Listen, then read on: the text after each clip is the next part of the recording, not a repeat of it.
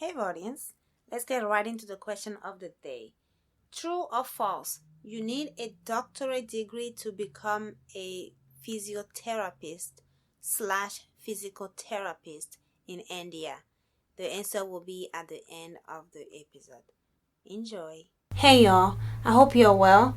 Welcome to another episode of Healthcare Boulevard. This is a podcast where we shine more light on healthcare, and our goal here is to provide more options to people looking to choose healthcare as a career path, regardless of their background. My name is Sena Kakpomo, and I am your host and creator here. I thank you for tuning in. I appreciate your support.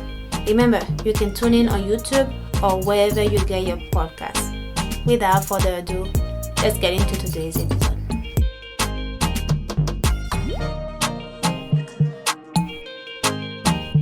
Good morning, Vardians. How y'all doing? I am so pumped. We are here this morning on another interview, but our guest is a PT, physical therapist in a different country. I'm going to have her introduce herself. I am so excited to learn more about the healthcare system in your country. Khushbu, good morning. How you doing? Good morning. I'm doing great. How are you? I am well, thank you. Let's start off by you telling us a little bit about yourself. I'm a physiotherapist practicing here in India. I graduated from one of the universities in Mumbai, Maharashtra, in July 2021 itself. So currently, I'm 7 months into the work market field, and currently, I'm working as an exercise expert in HealthifyMe. That's exciting. How was your educational journey? What does it take to become a physical therapist in India? Okay, so here in India, first you have to graduate. Pass out your boards exam, doing the 10th standard. Okay, so it's around 15 years of age. Complete your schooling education in 10th standard, and then you have to do +1 and +2. That is your junior college, 11th standard and 12th standard. Now to go for a medical stream or an engineering stream, you have to go for science branch and not the commerce or the arts branch. Here there are three branches after 10th standard over here in India. So you have a science branch, a commerce branch, and the arts branch. Commerce, if you're interested in finances, you opt for commerce. If you're interested in some this media and stuff, then you opt for arts. And if you are interested in doing something, in medicine or something in engineering, then this is the science is the branch, or something in biology, physics, then science is the branch you opt for. So after that, you have to appear for another entrance exam, which is known as Maharashtra. So here in Maharashtra, in different states, you have different things. Okay. So here in Maharashtra, you have common entrance exam known as Maharashtra Common Entrance Exam. So after passing out that, depending on your merit, you get the seat allotted. What made you decide to go on your path of education? So yes, when I actually heard about physiotherapy, I was really very excited to know. And what did I do before choosing any profession? I did my own research. So I talked to various physiotherapists. I looked up for the internet for more information. Its scope, how is it in India, and how is it in other places in the world? So yes, definitely that actually grabbed my interest, and because of that reason, I opted for physiotherapy. Okay.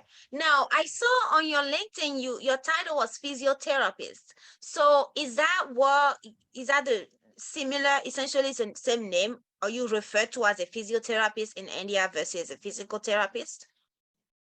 Uh, yes, in India, physical therapists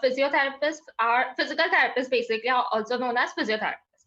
So in abroad, in US and Canada, it's physical therapist only, but here in India, it's physiotherapist. So it's similar, but the name is similar, but it's the exact same profession.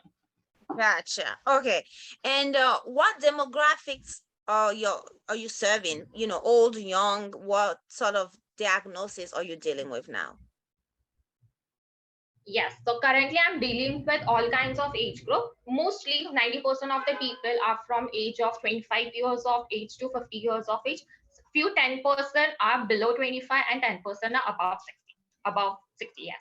So this is the age group I'm serving. So cases which I am seeing currently is obesity, hypertension, people with obesity, people with diabetes, people with some kind of hormonal issues. So yes, currently I'm more dealing with fitness, towards the changing of the lifestyle towards the fitness. What type of settings can you work in as a physiotherapist? Okay, so as a physiotherapist, you can either work in a clinic, okay, you can either work as a academic professor in the university. You can either work in the hospital as a physiotherapist, or you can either go for freelancing, providing home care services. Okay. And if you want to change the setting, do you have to take a different test, or can you just change your setting? Yes, exactly. So currently at this phase, I've just recently graduated, so I'm just exploring various things. Currently, I'm working virtually. So later, moving further, I'm planning to go out for on-site services rather than actually serving at the clinics or in the hospitals. And do you need to go back to school or take any test to do that, or you just get a different job? No. Here in India for physiotherapy, you just have to get registered under a council. So there's Okay. no such licensing examination like in US and Canada. So you just have to pass out your boards, and then you have to go on with registration, submitting your degree certificate to them. And then once your license is approved, your registration is approved, you'll get a registration number, and with that you can move on with your further practicing. Your favorite part about being a physiotherapist thus far? So yes, being a physiotherapist, first of all, you're in very close relation with the patient. You see patient on almost day-to-day basis, and not on day-to-day basis, at least 2 to 3 times a week. So that creates a good rapport between you and the patient. Patient treats you as their family member itself, and they're much more open to them, much more open to you guys, to the physical therapist. And secondly, yes, there are some patients who are during my internship, I got a chance to work with so many patients who were not able to even walk, do their daily activities of living. So with physiotherapy, they are actually able to stand on their own, walk on their own. But yes, it is a long-term process. It takes time, weeks together. It takes weeks together. So yes, so for these kind of patients, even standing on their own, at once it seemed to be very challenging. And with physical therapy, they were able to do so. So yes, making patient able to do something on their own, which they have almost lost hopes for. So that is one of the exciting part. And other than that, there are so many in pediatrics also. There are so many cases wherein developmental delay, wherein child is not even able to do is not even able to crawl on himself by himself. So for that reason, physical therapy, I think when someone is not able to do anything on their own and they are able to do it, so yes, they are so much grateful to you. So that is the feeling you get when the patient tells you, yes, I was not able to do this thing previously, but because of physiotherapy, I'm able to do it now. So that is something which actually gives you a sense of satisfaction. And what are some challenges you face as a PT? Okay, so challenges as in, yes, here in India, the awareness of physiotherapy is much more limited as compared to Western countries. So for that reason, only few selected population of people are aware about physiotherapy and they are able to access physiotherapy, because physiotherapy services are really very high, and some people are not very comfortable, financially stable, so as to pay for those physiotherapy services. So yes, this is one of the major challenges: awareness and lack of insurance coverage. So for that reason, at times we need to reduce the prices of the services, or at times we need to suggest a NGO or some organization which is offering physiotherapy services at much less prices. Okay. And altogether, how long was your education to becoming a PT? Okay, so ideally it is a 4 years of educational training and 6 months of practical training, but because of COVID, my educational training went down to 5 years. And yes, there was a little delay in my practical training as well. So ideally, it's like because of COVID, various things have gone haphazardly. So yes, ideally it is 4 years, 4.5 years altogether. Okay. So how has COVID affected your practice as a PT? So yes, during lockdown, most of the clinics were shut. Hospitals also, physiotherapy services were not given preferences. But yes, after the awareness that cardiac physiotherapy is helping in so many better ways, so as to improve the lung capacity, improve the aerobic capacity of the patient, help the patient not landing up with some kind of lung collapse. So because of that reason, after the awareness was increased, yes, in the hospitals, physiotherapists' jobs were safe. But in clinics, still during shutdown, the clinics were shut. Because of that reason, yes, there were difficult times for the PTs. But yes, some of the PTs manage to successfully convert themselves into a virtual online consultation. So yes, there are some physiotherapists who give online video consultation. So they, by this thing, they have at least saved that job. And yes, the inflow of the clinics or inflow of the cases initially had reduced drastically, but later on it was coming on track. It is actually coming on track gradually. Are you working with other healthcare professionals in your team, or is it just you? Yes, so in my team, there are people from various backgrounds. Some of them have done only the certification courses, so they do not deal with patients having medical conditions. So currently, I'm dealing with patients who also have some kind of medical condition, some kind of injury. So that is my area of expertise. Because of that, I'm handling those patients. So yes, there are people from IT background who have done some certification courses, but they are only helping people to lose weight without any medical conditions. Clients who do not have any medical conditions. So I'm someone who is dealing with clients having medical conditions who are aiming at better lifestyle, who are aiming at controlling the medical condition, and not who are on the path of prevention basically. Okay. And as for what's your day-to-day like as right now? Right now, it is very simple. Work, job, do some other stuff, read something, watch television, and it's the end of the day. So it's like I have 8 hours job. So it's pretty much simple. Work, television, reading, and it's end of the day. Yes. At times I do go outside, do visit my friends. But yes, it's once in a blue moon times. Yeah. And what do you do to sort of relieve some stress? Okay, so that is a very tricky question. Relieving stress, I prefer taking breaks. So yes, after every 2 to 3 months, from my side, I go on break. I apply for leave from my side, irrespective if it is a paid leave or it's an unpaid leave. I take a leave, irrespective of whether the leave is of a day or of a few couple of days. But yes, I usually go on breaks. I shut all my work and then I go on breaks. Yes. Wow, I applaud you.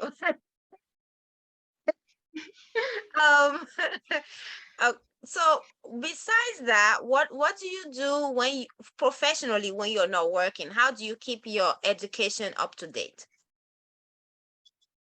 Yes, so basically I prefer reading various books on particular topic. So I just go on to Google, I search the name of the book that I want, or a particular topic regarding which I want a book. So that Google provides me with various name of the books, titles, as well as from various authors. So yes, this is one of the ways. And secondly is I keep myself updated with the research. I work on my basic, I read the literature so that I'm at least aware about what are the basic advances which is taking place in the treatment process.